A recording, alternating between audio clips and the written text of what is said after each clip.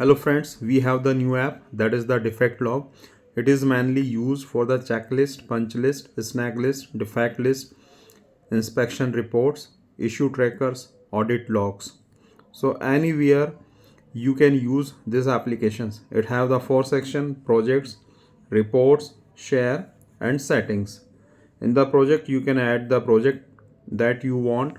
You can add any type of project, like we have the project greenfield solar site audit, agri-tech crop audit program, something like that. So when you going to add the project, just add the project name, job number and the date, and your project will be added. We have already one project, so just tap on this. You will see all the issues added into a project. If you would like to add the issues, then tap on this new snag button.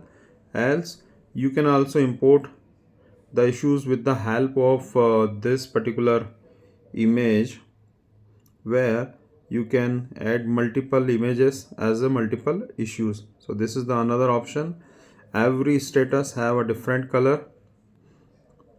You can reorder the snags or defects for generating your reports. And then we have the report section. Just you can go on the report, choose your project, and we have the multiple type of reports. So you can choose the report. We are going to choose a report that is having the large images, and these are some additional fields that you can add for the filter. Then generate the report. The report will be generated and it will be available for the view option. So this is the report, PDF report is generated. And then if you would like to share this particular project with other team members, so just select the project and then generate. So it will generate the zip files. You can share these zip files with your other team members. They can import in their application and project, and they can share the combined reports. And then we have the settings.